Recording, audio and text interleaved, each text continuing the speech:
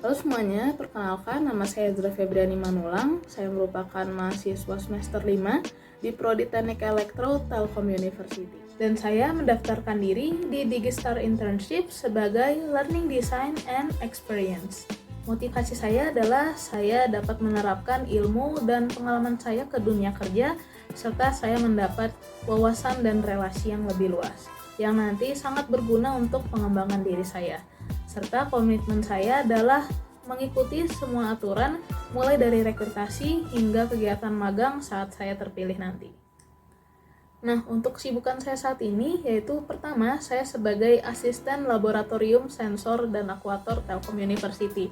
Selain tugas utama sebagai asisten praktikum yaitu mengajar, saya juga merupakan anggota dari divisi keilmuan yang bertugas untuk membuat modul belajar dan melakukan pelatihan pada teman asisten lainnya, yaitu disebut juga training of trainee. Nah, selain itu saya juga menjabat sebagai sekretaris di tim riset saya dan memegang beberapa proyek riset di Intelligent Railway System, yaitu yang utamanya adalah riset dan pengembangan KCMP atau kereta cepat merah putih. For the most interesting project, dan ini yang paling relevan juga, yaitu adalah project buat diri saya sendiri, jadi self project, yaitu saya lakukan di semester 3 ketika saya menjabat pertama kali menjadi asisten praktikum, yaitu di Laboratorium Fisika Dasar Telkom University. And this is my 3 semesters journey as a laboratory assistant that start with how to be an educator. Jadi gimana sih jadi educator yang baik itu? Hal pertama yang saya lakukan adalah rumusan masalah, yaitu saya mau nyelipin apa nih ketika saya mengajar, saya mau jadi pengajar yang bagaimana. Nah, untuk melihat itu saya harus lihat dulu ke siapa sih yang saya ajar. Nah, praktikum fisika dasar merupakan mata kuliah yang diambil oleh mahasiswa semester 1 dan mahasiswa semester 2, artinya yaitu maba.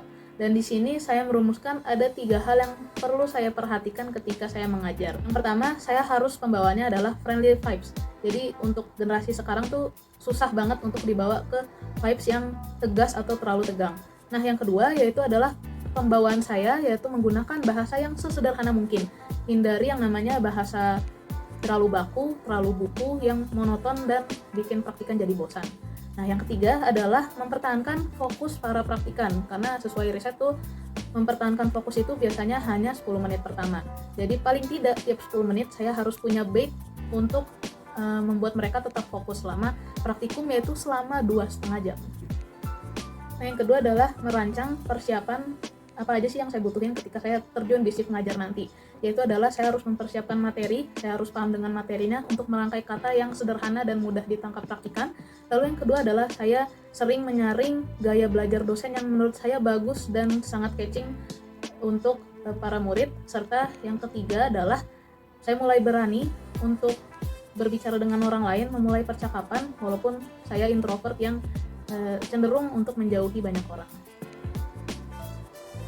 Nah, selanjutnya saya tinggal eksekusi dari apa yang sudah saya persiapkan dan apa yang sudah saya catat sebagai PR saya di rumusan masalah tadi ketika di shift ngajar.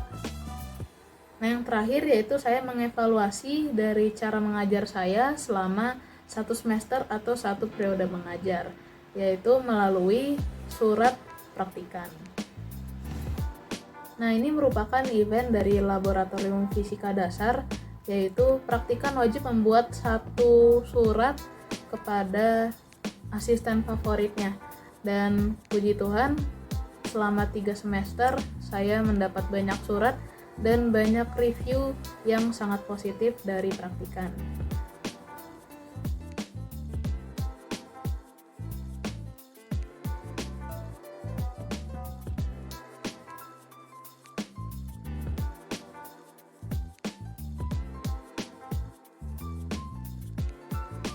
Ya, ada beberapa yang suratnya dalam bahasa Inggris karena saya pernah mengajar kelas internasional, lebih tepatnya di Prodi Teknik Industri.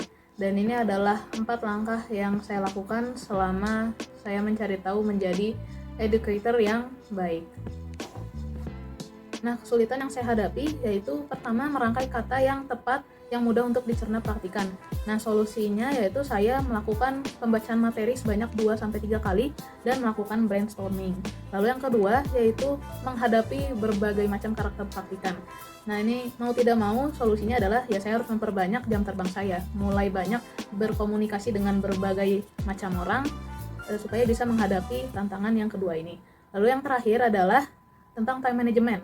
Ini salah satu resiko yang paling umum ketika join ke organisasi kampus. Nah, buat saya ini juga mau tidak mau saya harus menguras waktu santai saya dan saya bikin kolaborasi dengan hobi saya, yaitu mendesain dan menggambar. Jadi sambil belajar saya juga kadang-kadang menggambar di kotretan supaya belajar tapi otak saya tetap refreshing juga.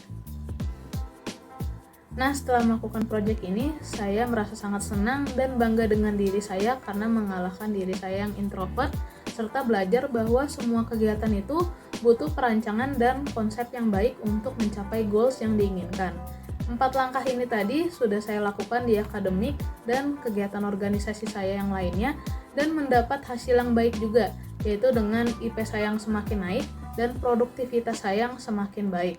Dan saya juga dipercaya masuk ke divisi keilmuan karena konsep dan prinsip saya selama menjadi asisten di fisika dasar. Saya berharap dengan pengalaman organisasi serta soft skill yang saya miliki dapat membuktikan bahwa saya layak untuk mengikuti Digistar Internship di role Learning Design and Experience. Berikut tools-tools yang saya pakai untuk keseharian saya.